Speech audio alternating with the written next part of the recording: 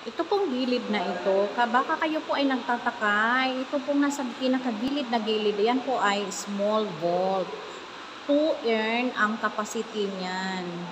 Kaya meron po siyang maliit kung titignan nyo.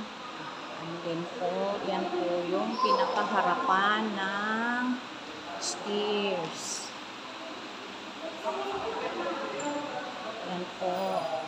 7 layers po yan. A, B, C, D, E, F, G.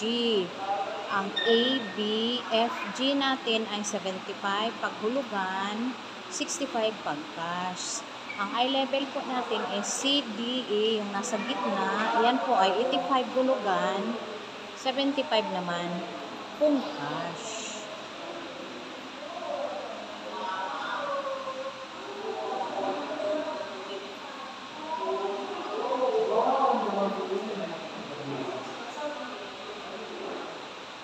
Hi, Father. Good morning.